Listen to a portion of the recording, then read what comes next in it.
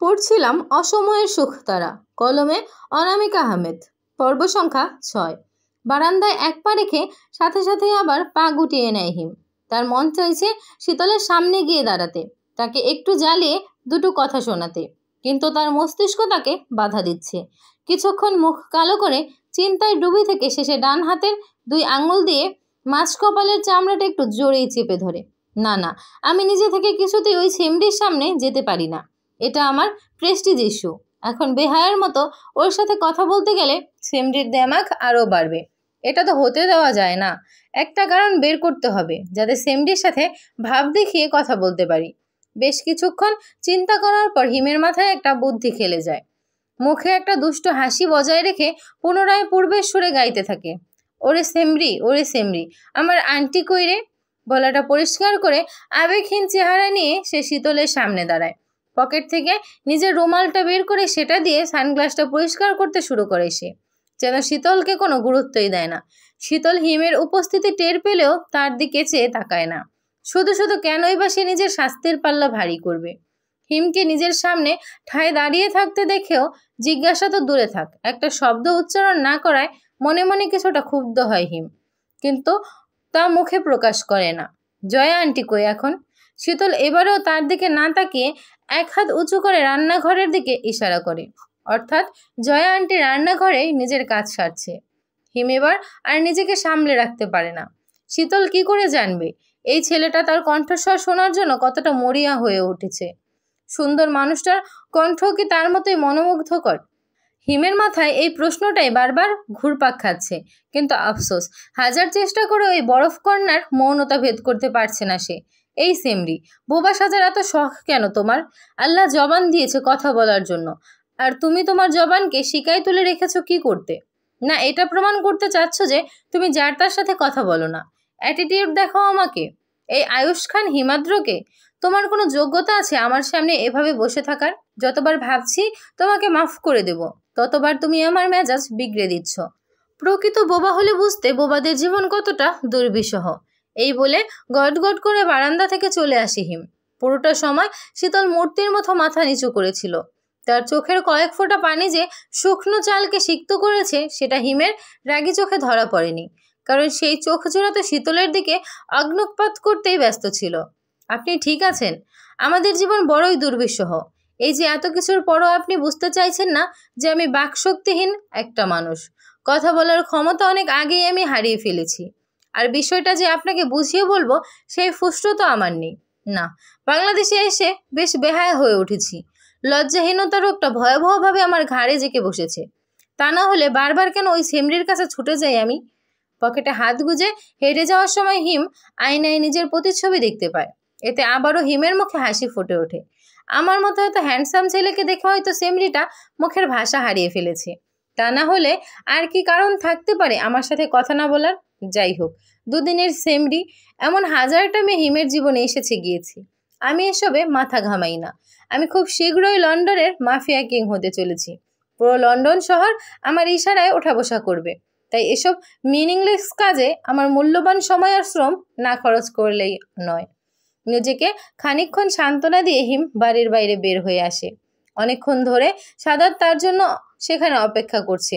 বাইরে বের হতেই হিম দেখতে পায় সাদাত বাইকে হেলান দিয়ে এক মনে ফোনে কি যেন একটা দেখছে। হিমকে আসতে দেখে সাদাত তাড়াতাড়ি করে ফোনটা পকেটে ঢুকিয়ে নেয়।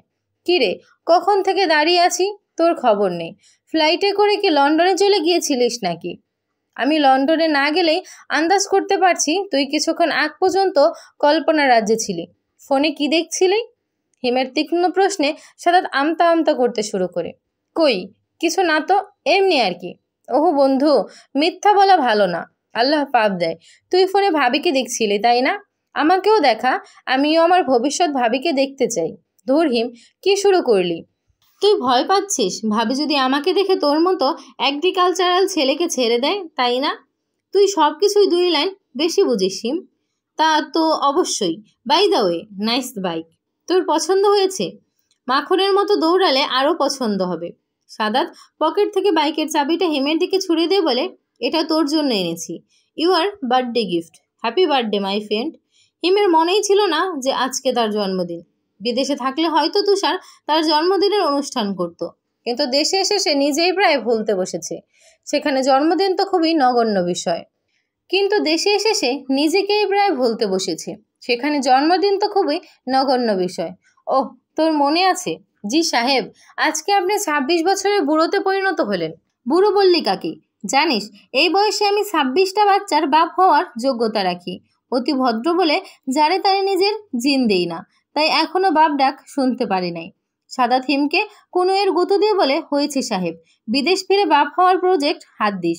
এখন চল, একটা রেস হয়ে যাক। অনেকদিন ধরে পাকাপোক্ত প্রতিদ্বন্দ্বী না পাওয়ায় বাইক রেসে বিশেষ মজা পাচ্ছি না।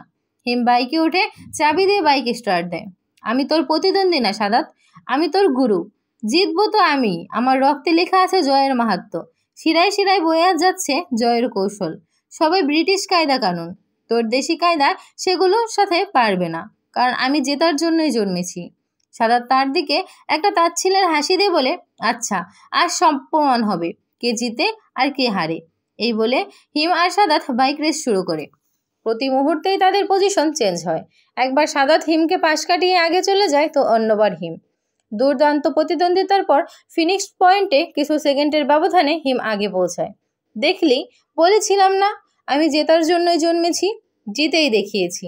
সাদাত হাসলেও মনে মনে একটা কথা বিড়বিড় করে, সব প্রতিযোগিতায় তুই বিজয়ী হ, কিন্তু শীতলকে পাওয়ার খেলায় আমি তোকে কখনোই জিততে দিব না হিম। জীবনের কোনো কোনো মুহূর্তে বন্ধুত্বের চেয়ে ভালোবাসা বেশি গুরুত্বপূর্ণ হয়ে যায়। হাইওয়ে রাস্তার পাশে হিম আর সাদাত দাঁড়িয়ে আছে।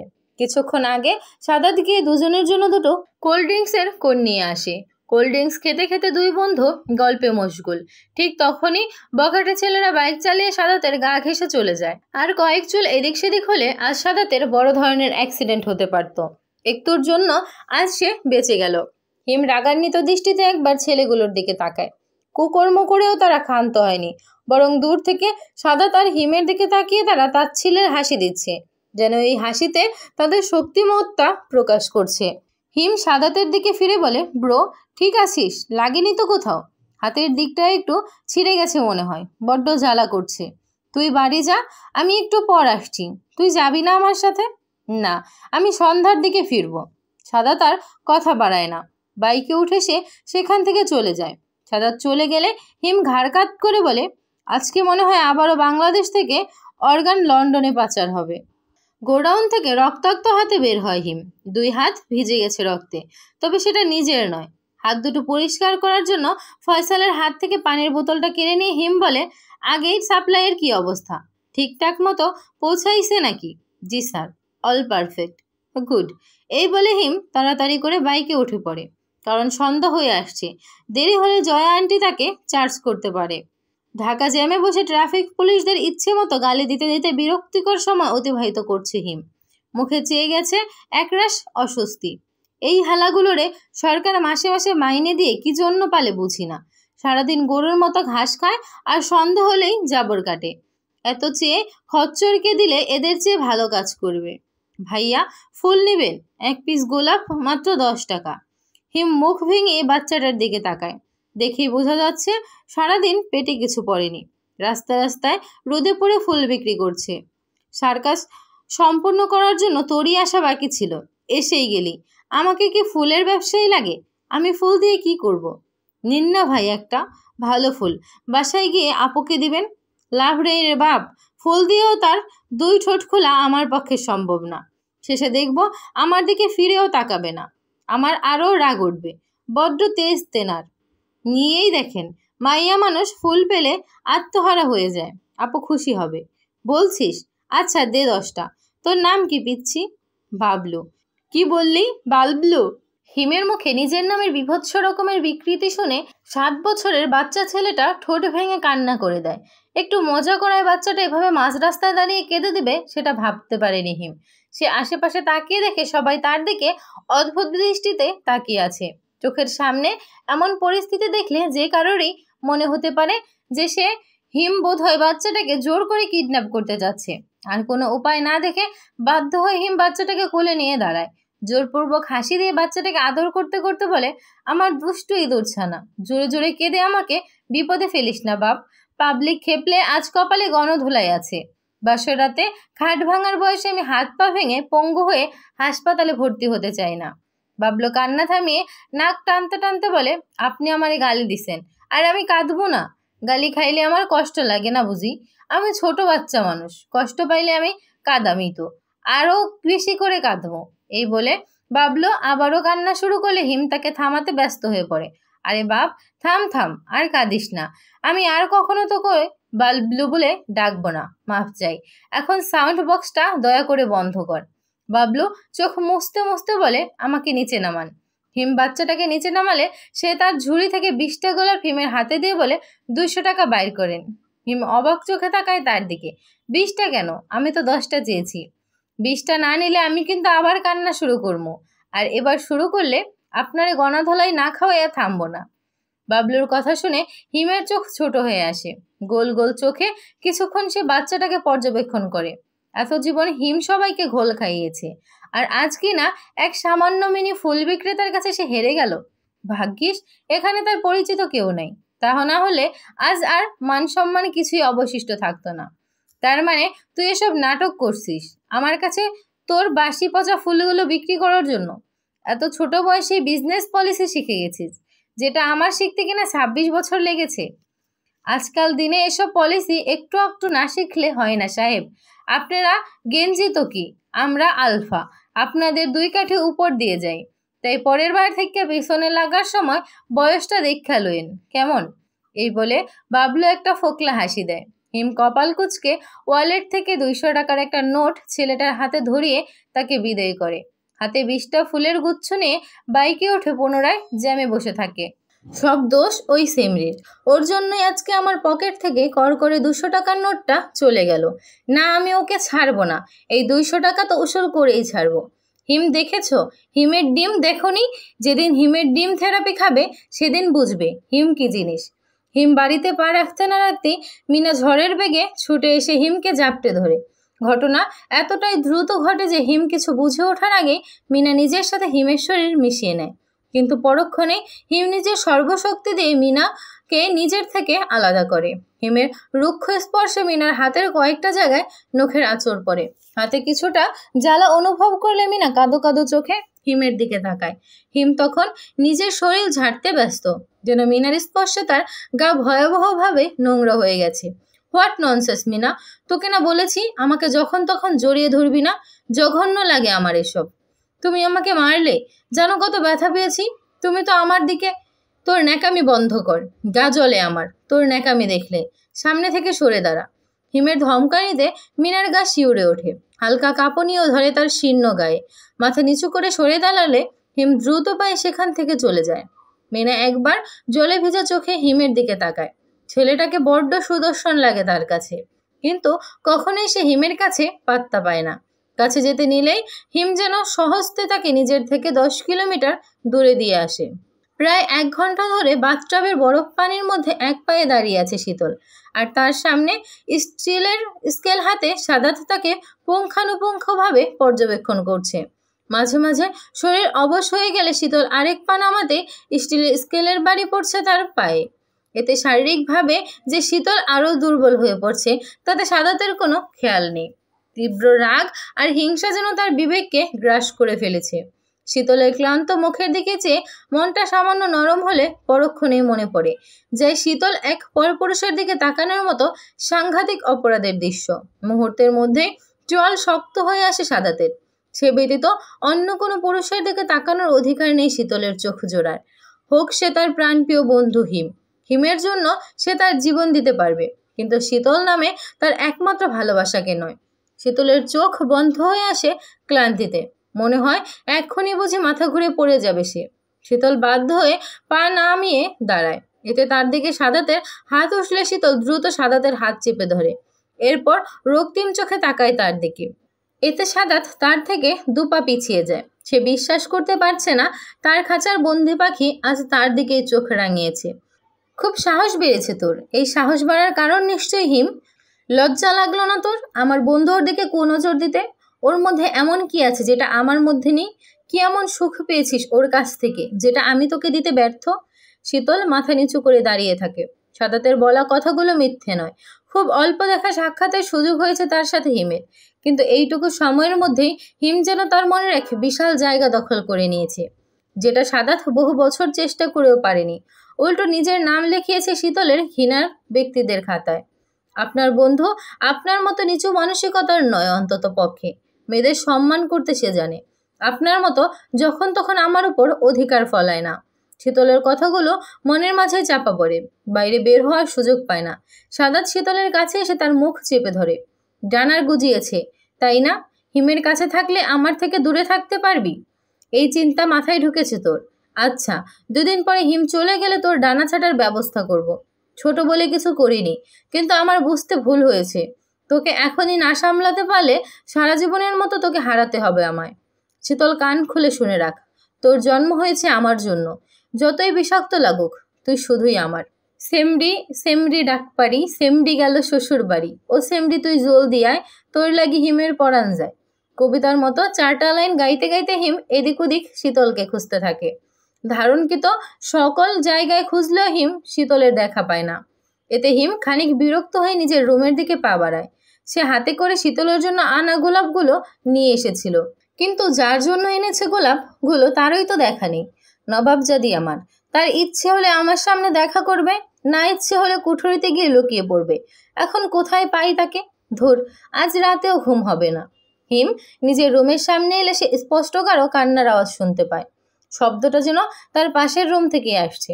হিম প্রথমে না যেতে চাইলেও পরে কি একটা মনে হয় সে পাশের রুমের দিকে পা বাড়ায়। দরজা ঠেলে ভিতরে ঢুকলে সে তার বরফ কন্যাকে মেঝেতে বসে কান্নারত অবস্থায় দেখতে পায়। শীতলের কোমর সমান চুলগুলো পিঠ জুড়ে ছড়িয়ে পড়েছে। হালকা বাতাসে চুলগুলো নড়ছে, বড়ই মায়াবী লাগছে তাকে। তার এই রূপ যে কোনো পাষাণ হৃদয় পুরুষকে বিগলিত করতেও এক মুহূর্ত সময় লাগবে না। হিম কিছু মুহূর্ত নিশ্চুপ থেকে শীতলের দিকে পা বাড়ায়। তার কাছে গিয়ে তার সামনে হাঁটু গেড়ে বসে পড়ে। তারপর হালকা করে মাথায় হাত রেখে তাকে ডাক দেয়, বরফ কন্যা, কি হয়েছে তোমার? কাঁদছো কেন? তোমার চোখে পানি ভীষণ বেমানান। কেঁদো না কেমন? ধীর স্থির ঠান্ডা পরিচিত কণ্ঠ কানে এলে শীতল মাথা তুলে তাকায়। হিমকে দেখতেই তার অশান্ত মনে যেন এক ঠান্ডা বাতাস বয়ে যায়। সাথে সাথে শীতলের কান্না বন্ধ হয়ে যায়। তবুও কিছু পানি চোখের কোণে জমা ছিল, যা হিম নিজ হাতে মুছে দেয়। আজকে তোমার জন্য এই গোলাপ নিয়ে এসেছি। গোলাপগুলি যদিও তোমার মতো সুন্দর না, তবে তোমার স্পর্শে তাদের সৌন্দর্য আরো 10 গুণ বৃদ্ধি পাবে। কেঁদো না, কাঁদলে তোমায় বিচ্ছিরি দেখায়।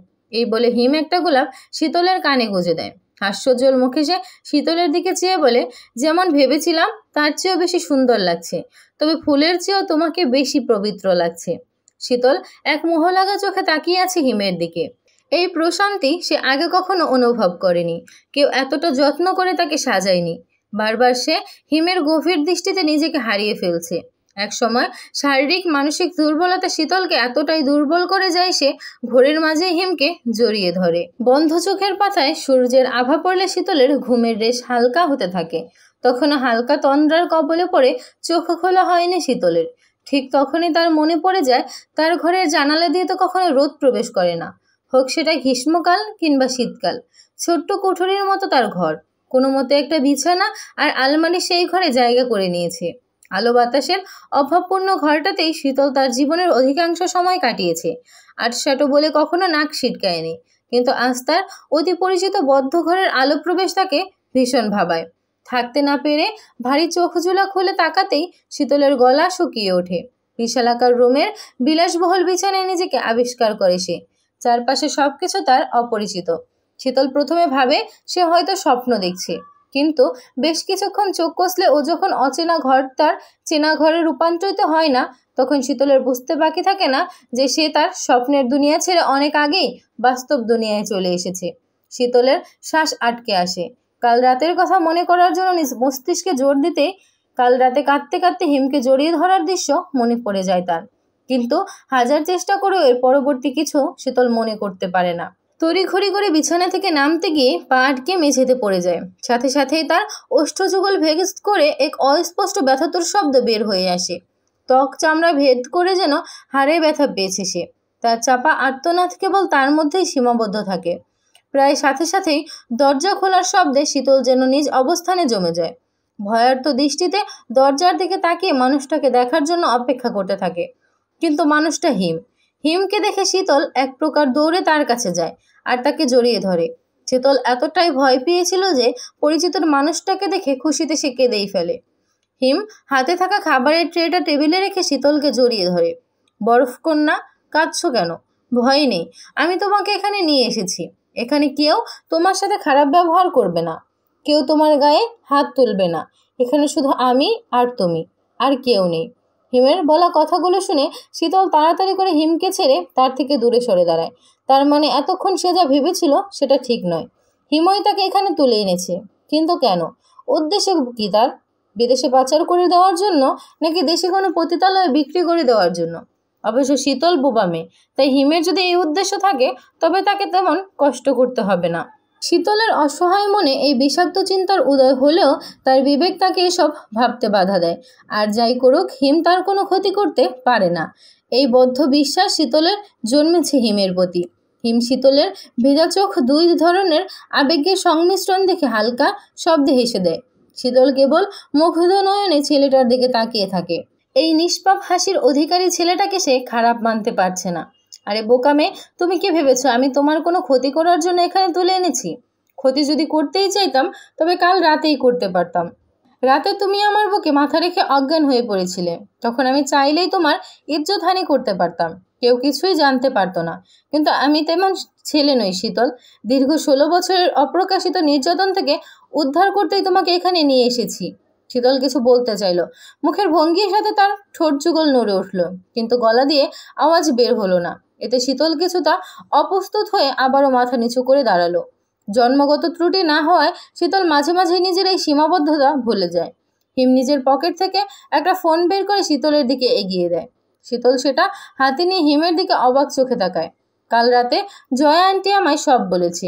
তুমি দুর্ঘটনাবশত কথা বলার শক্তি হারিয়েছ। আমি দুঃখিত, প্রথমে এটা আন্দাজ করতে পারিনি। ভেবেছি তুমি আমাকে পছন্দ করো না, তাই আমাকে ইগনোর করছো। আজ থেকে এটা তোমার ফোন, তোমার যা বলার দরকার সব টাইপ করে আমাকে বলবে, বুঝেছ? শীতল রোবটের মতো মাথা নাড়ায়, কিন্তু পরক্ষণে ফোনে কিছু একটা লিখে সেটা হিমকে দেখায়। আমি বাড়ি কখন ফিরতে পারবো? লেখাটা পড়ে হিমের চোয়াল শক্ত হয়ে আসে।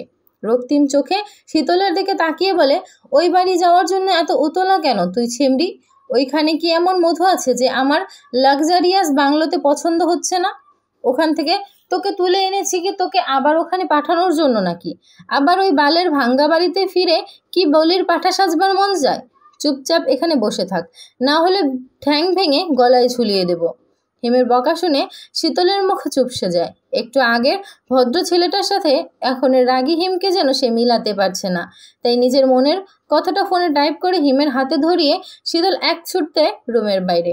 ঘটনা এতটাই তাড়াতাড়ি ঘটে যে হিম বোকার মতো দাঁড়িয়ে থাকে। ফোনের দিকে তাকায় শীতলের। আপনি অনেক পচা লেখা দেখতে পায় সে। সাথে সাথেই দ্বিগুণ রাগে তেতে ওঠে হিম। বড় বড় পায়ে সেও রুম থেকে বের হয় শীতলকে ধরতে। শীতল দৌড়াতে দৌড়াতে একবার পিছন ফিরে যায়, কিন্তু নিজের পিছনে হিমকে দেখতে না পেয়ে সে যেন হাঁপ ছেড়ে বাঁচে। সামনের দিকে তাকালে সে সদর দরজা দেখতে পায়। এখান থেকে বের হওয়ার একমাত্র পথ, কিন্তু সদর দরজার বাইরে পা রাখার পূর্ব মুহূর্তে সে ধরা পড়ে হিমের বলিষ্ঠ দেহের কাছে। শীর্ণ শরীরে শীতল যেন আকারের দিক থেকে হিমের অর্ধেক, আর শক্তির দিক থেকে হয়তো হিমের 10 ভাগের 1 ভাগও না। হিম শক্ত করে পিছন থেকে শীতলকে জাপটে ধরে, তারপর শূন্য তুলে তাকে কাঁধে ফেলে হিম তার রুমের উদ্দেশ্যে হাঁটা দেয়। পালানোর খুব শখ, আমার থেকে পালানোর শখ আজ আমি বের করব। তুই এই হিমাদ্র নামের ফুল পাগলা শ্যামরার মনকে বিগলিত করে তাকে নিজের মায়া আটকে ফেলেছিস সেমরি। এখন আর তোর মুক্তি নেই। অজান্তেই হোক অপরাধ করেছিস, সে অপরাধের শাস্তি পেতেই হবে। আর তোর শাস্তি হচ্ছে সারা জীবন এই পাগলা মলম হয়ে তোকে থাকতে হবে। সকাল থেকে শীতলকে খুঁজে পাওয়া যাচ্ছে না, কিন্তু সেটা নিয়ে বাড়ির সবার জন্য কোনো মাথা ব্যথাই নেই, কারণ তাদের চিন্তার মূল বিষয় হলো সাদাত। মাথায় টিউমার ধরা পড়লে যেমন মানুষ মাথা ব্যথা ভুলে যায়, তেমনি শীতলকে খুঁজে বের করার চেয়ে সাদাতকে সামলানো সকলের জন্য কষ্টসাধ্য হয়ে পড়েছে। সারা বাড়ি জুড়ে রয়েছে শীতলের অস্তিত্ব, কিন্তু জলজান্ত মানুষটা উধাও হয়ে গেছে। শীতলের দেখা না পেয়ে সাদাত যেন উন্মাদে পরিণত হয়েছে। নিজের চুল আঁকড়ে ধরে চিৎকার করছে সে। জয়া নিজের ছেলের এই বেহাল দশা দেখে একটুও বিচলিত হচ্ছেন না, বরং খুশি মনে সব দেখছেন। আর সাদাত নিজের কৃতকর্মের শাস্তি পাচ্ছে। কি এমন ক্ষতি হতো যদি সে শীতলকে ভালোবেসে সম্মান করে তাকে আপন করে নিত? তার ভালোবাসার কমতি ছিল না, কিন্তু ভালোবাসার বহিঃপ্রকাশ ছিল ভুল। জোর জুলুম নির্যাতন করে কখনো ভালোবাসাকে আটকে রাখা যায় না, সেটাকে মনের আকাশে মুক্ত বিহঙ্গের মতো উঠতে দিতে হয়। সাদাত বাড়ির বাকিদের মতো শীতলের সাথে পশুর মতো আচরণ করেছে। এতে শীতলের ভালোবাসা তো দূরের কথা, ঘৃণার মানুষেও পরিণত হয়েছে। এখন কাঁদছো কেন সাদাত? আজকে তো তোমার খুশির দিন, তোমার চোখের কাঁটা শীতল চলে গেছে। আনন্দ করো। আমি জানি তুমি আগে থেকেই জানতে যে হিম শীতলকে নিয়ে গেছে। তুমি সবটা জানো শীতল কোথায় আছে। মা, আমাকে বলো শীতল কোথায়? আমি ওকে ছাড়া বাঁচতে পারবো না। তুমি কেন বুঝতে পারছো না? আমি ওকে ভালোবাসি। সাদাতের গালে পড়া নিজের মায়ের চড়ের শব্দ নিঃশব্দ রুমে বেশ বিকট শোনায়। সাথে সাথে শ্বাস ভারী হয়ে ওঠে তার। তবে সেটা কষ্টে নয়, বরং রাগে। রক্তিম চোখ, ফুলে ওঠা ঘাড়ের রগ, বলতে গেলে সাদাতের বর্তমান চেহারার হিংস্রতার অন্ত নেই। ছেলের চোখে মুখে আফসোসের চিহ্ন তো দূরের কথা, বরং গভীর রাগের বহিঃপ্রকাশ দেখে জয়ার আত্মা কেঁপে ওঠে। সে বুঝতে পারে সে তার ছেলেকে কেবল সুশিক্ষিতই করেছে, কিন্তু ভালো মানুষ গড়তে পারেনি। ভালো হওয়া তো প্রশ্নই ওঠে না। এই বংশের ছেলে কিনা বাড়ির মেয়ে বউদের নির্যাতন করে তাদের দমিয়ে রেখে অহংকার বোধ করে তারা। কি ভেবেছো তুমি আমাকে? না বললে আমি শীতলকে খুঁজে বের করতে পারবো না? অবশ্যই পারবো। তবে এইবার ওকে একবার কাছে পাই, আমার থেকে পালানোর মজা ওকে বুঝিয়ে দেব। অনেক বড় হয়েছে ও, শেষে কিনা আমার ওই বন্ধুর হাত ধরে বাড়ি থেকে পালিয়েছে। দুঃসাহস, তাই না? পিঠে যখন গরম রডের চাকা পড়বে তখন বাপ বাপ করে এই দুঃসাহস বেরিয়ে যাবে। পালাবে না তো কি করবে ও? তোদের মতো অমানুষদের সাথে থাকবে? এই বাড়িতে জন্ম নিয়ে শীতলকে পাপ করেছে, আজ হিমের সাথে পালিয়ে ওই পাপের প্রায়শ্চিত্ত করেছে। ওদেরকে ওদের মতো থাকতে দে সাদাত, তাতে ওদের মঙ্গল আর তোরও। মঙ্গলের খেলা শেষ, এখন অমঙ্গলের পালা শুরু হবে। আমার ব্যক্তিগত সম্পত্তির উপর নজর দেওয়ার সাহস দেখিয়েছে হিম, এই বেমানির শাস্তি ওকে পেতেই হবে। আর বাকি রইল শীতল, ওর ব্যাপারটা পরে দেখছি। এই বলে সাদাত হন হন করে রুম থেকে বের হয়ে যায়। সাদাতের রাগ সম্পর্কে সবচেয়ে ভালো ধারণা জয়ার, নিজের পেটের ছেলে বলে কথা। এখন সাদাতের মাথায় যে খুনের রক্ত চড়ে আছে তাও ভালো বুঝতে পারছে জয়া। ক্ষণে ক্ষণে বুকটা মুচড়ে উঠছে তার। সাদাত না রাগের মাথায় হিম না শীতলের কিছু করে না বসে।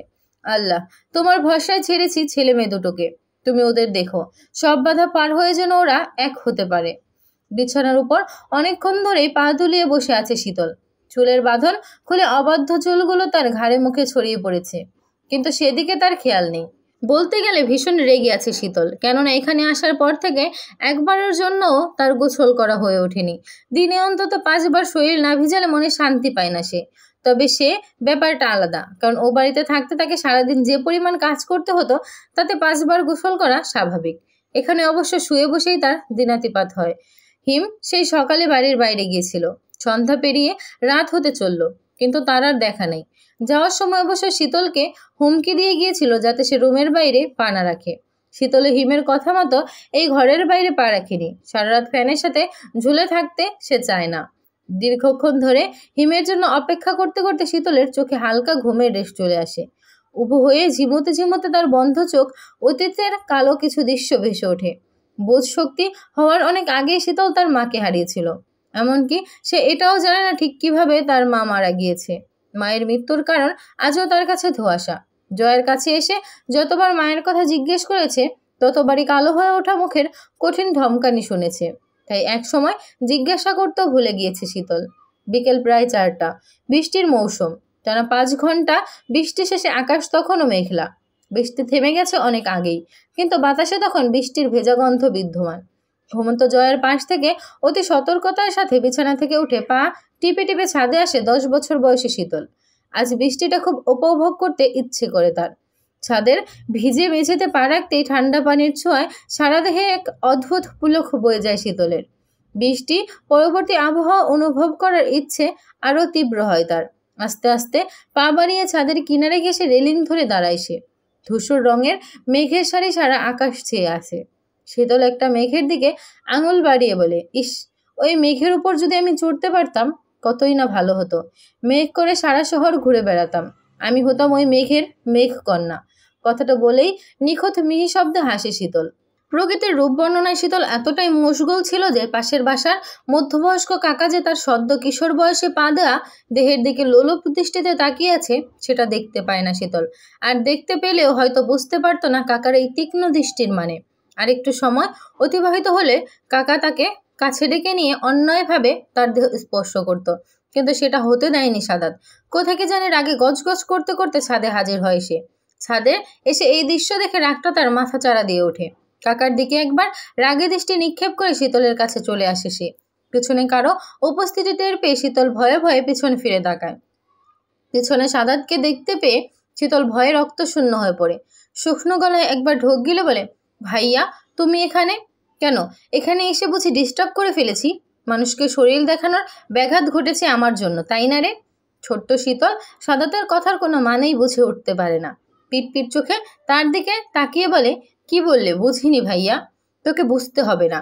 সাদাত আবারও পাশের ছাদের দিকে তাকায়, তবে এবার আর কাকাকে দেখতে পায় না সে। হয়তো সাদাত চলে আসায় কাকা ভয়ে পালিয়ে গেছে।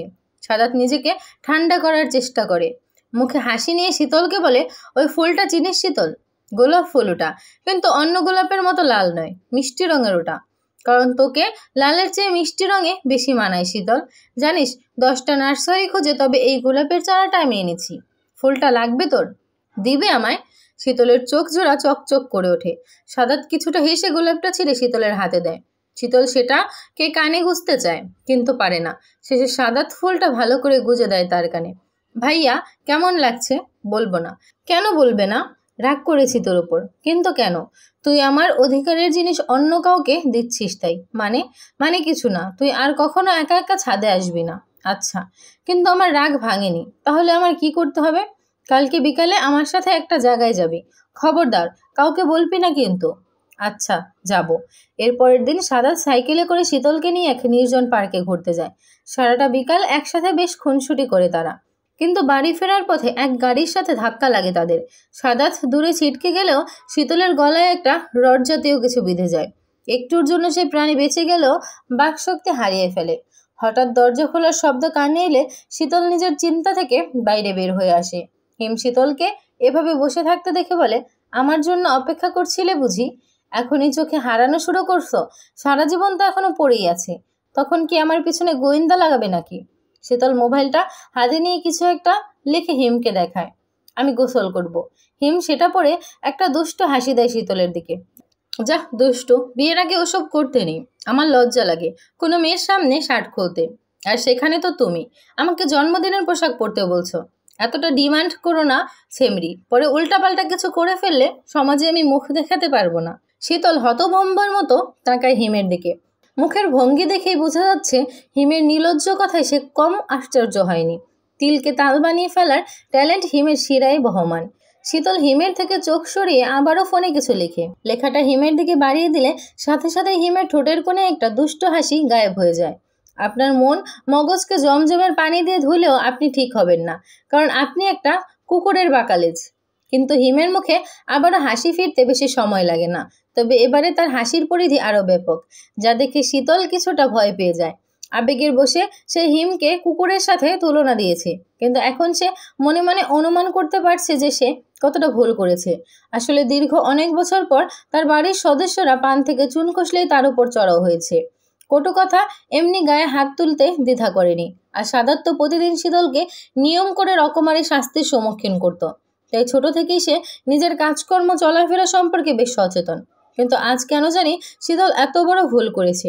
হয়তো হিমকে সে বাড়ির লোকগুলোর মতো অমানুষ ভাবতে পারেনি, অন্য পৃথিবীর এক ভিন্ন ধাঁচের মানুষ ভেবেছে হয়তো। শীতলের মুখে ভয়ের ছাপ স্পষ্ট, চোখ জোড়া আতঙ্কে ভরে উঠেছে। দেখে হিম পরিস্থিতি স্বাভাবিক করার জন্য শব্দ করে হেসে ফেলে। হিমকে এভাবে হাসতে দেখে আমারও ভীষণ অবাক হয় শীতল। হিমের হাসির রেশ শেষ হলে কৌতূহল চোখে তার বরফ কন্যার দিকে তাকায়। শোনো সেমরি, আমি কুকুরের বাঁকা লেজ নই, আমি হলাম কুত্তার তেরা লেঙ্গুর, একেবারে জন্ম থেকে। আঞ্চলিকতা বরাবরই শীতলের ভীষণ পছন্দের, কিন্তু দীর্ঘ জীবন ঢাকা শহরের 4 দেয়ালের মাঝে আটকানোর কারণে আঞ্চলিকতা তাকে ছুঁতে পারেনি গভীরভাবে। তাই হিমের মুখে বাঙাল ভাষায় কথাগুলো বেশ মজার লাগে শীতলের কাছে। আর এবারের কথাটা যেন অন্যগুলোর চেয়ে ভীষণ আলাদা। সবকিছু ভুলে প্রাণ খুলে হাসতে থাকে শীতল। আজ অনেক দিন পর প্রাণ খুলে হেসেছে শীতল। হাসি থামলে সে হিমের দিকে তাকালে দেখতে পায় সে তার দিকে মুগ্ধ নয়নে তাকিয়ে আছে। যার হাসির শব্দ এতটা অমায়িক, তার কণ্ঠ জানি কতটা শ্রুতিমধুর। এই প্রশ্নই ঘুরপাক খাচ্ছে তার মাথায়। শীতলের কণ্ঠস্বর শোনার জন্য আকুল হয়ে থাকে হিমের অবুঝ মন। আমি গোসল করব। শীতলের লেখা দেখে হিম তার কল্পনার রাজ্য থেকে বের হয়ে আসে। বাথরুমে কি পানি নেই? আছে, কিন্তু গোসল শাড়ি কি পরবো? জামা কাপড় তো নেই। লেখাটা পড়ে হিম নিজের জিভায় কামড় বসায়। আসলেই সে এটা ভুলে গেছে। পরে গিয়ে কাপড় কিনে গেলেও এখন কিছু একটা দিয়ে কাজ চালাতে হবে। কিছুক্ষণ ভেবে নিজের আলমারির দিকে পা বাড়ায় হিম। একটা ওভারসাইজ সাদা টি শার্ট আর সাদা একটা লুঙ্গি এনে হিম সেগুলো শীতলের দিকে তুলে দেয়। পোশাকগুলোর মাঝে লুঙ্গি দেখতে পেয়ে শীতল রাগী দৃষ্টিতে তাকায় হিমের দিকে। ওভাবে তাকিয়ে আছে কেন ছেমডি? এভাবে তাকিয়ে থেকো না। বলা যায় না কখন তোমার প্রেমে পড়ে যায়। হাতের কাপড়গুলো বিছানায় রেখে শীতল আবার লেখে, আপনার কি মাথা নষ্ট? আমি মেয়ে মানুষ হয়ে লুঙ্গি পরবো? তাহলে আমি এখন কি করব বলো? আর কিছু নেই আমার কাছে। আজকে রাতের জন্য লুঙ্গিটাকে স্কার্ট মনে করে পরে ফেলো। কাল সকালে আমি না হয় কাপড় নিয়ে রাখবো তোমার জন্য। শীতল এর কিছু লেখে না। মনে মনে হিমকে গালি দিতে দিতে বাথরুমের দিকে পা বাড়ায়। এক সময় হিমের উঁচু গলার কথা শোনা যায়, গোসল করতে সমস্যা হলে আমায় ডেকো কেমন? আমার দয়ার শরীর, কিছুকে দেখে হেল্প করে দেব। আমার দয়ার শরীর, কিছু না দেখে হেল্প করে দেব, প্রমিস। একটা মানুষ কতটা নির্লজ্জ হতে পারলে এসব কথা বলে একটা মেয়েকে। এসব চিন্তা করতে করতে শীতল সজোরে বাথরুমের দরজা লাগিয়ে দেয়। ধুর, কবে যে ছেমড়িটাকে নিজের পত্নী বানাবো আল্লাহই জানে।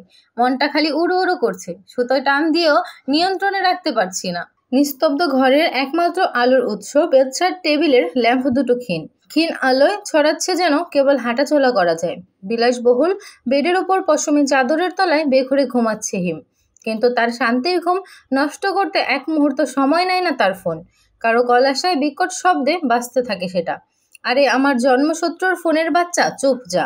তা না হলে এক ঢিল মেরে তোকে গুড়িয়ে ফেলতে আমার হাত কাঁপবে না। চোখ না খুলে ফোন কেটে আবারও ঘুমের দেশে তলিয়ে যাওয়ার জন্য যথেষ্ট ফুসরত পায়নি হিম। আবারও ফোনটা বেজে ওঠে। অতিরিক্ত বিরক্তি ফোনটা রিসিভ করে ওপাশে থাকা মানুষটাকে কথা বলার সুযোগ না দিয়ে হিম বলতে থাকে, প্লাটি হেলমেন্থের বাচ্চা, তুই প্লাটি হিলমেন্থেস। তোর বাপ দাদা 14 গোষ্ঠী প্লাটি হেলমেন্থেস। কল কেটে দিয়েছি, তাও বুঝিস না? আমি ঘুমাচ্ছি। শালার বউরে নিয়ে স্বপ্ন দেখছিলাম। বউ কত সুন্দর করে ভাত মাখাইছিল। তোর জন্য বউয়ের হাতে ভাতটাও খাইতে পারলাম না। তোর বিয়ে হবে না শালা। সব বুঝলাম, কিন্তু প্লাটি হেলমেন্থেস আবার কি? চ্যাপটা কির্মি। তুই চ্যাপটা কির্মি। তোর বাপ দাদা 14 গোষ্ঠী চ্যাপটা কির্মি। তাহলে তো তুইও চ্যাপটা কির্মি হলি। After all you are my young brother. শেষের লাইনটা শুনে হিমের ঘুম উড়ে যায়। তাড়াতাড়ি করে স্ক্রিনের দিকে তাকিয়ে দেখে তুষার তাকে কল দিয়েছে। ভয়াক গলা শুকিয়ে যায় তার। ও তুষার ভাই, তুমি আগে বলবে না? ঘুমের ঘোরে কি না কি বলে ফেললাম তোমায়। বলতে দিলে তো বলবো। ফোন রিসিভ করেই তো ভাঙা রেডিও চালিয়ে দিয়েছিস। সরি ভাই, কিছু মনে করো না। আসলে মাথা ঠিক নেই কদিন ধরে। কি বলো তো, 26 বছরেও স্বপ্নের বাসরটা হয়নি তো। বউ নামক দাওয়াই পেলে সব ঠিক হয়ে যাবে। আমি তোর বড় ভাই হয়েও এখনো বিয়ে করলাম না, আর তুই কি না ফিডার খাওয়ার বয়সে বাসরের স্বপ্ন দেখছিস। সবার স্বপ্ন দেখার অধিকার আছে। নিজের স্বপ্ন দেখো, অন্যকেও দেখাও। তুই বাড়ি আয়, তোর স্বপ্ন আমি বের করছি। দেশে পড়ে আছিস, ভাইয়ের কথা মনে হয় না? বাসায় ফিরবি কবে? ওর পাসপোর্ট বানাতে দিয়েছি, সেটা হলেই চলে আসবো। ও মানে ওটাকে? কাকে আনছিস নিজের সাথে?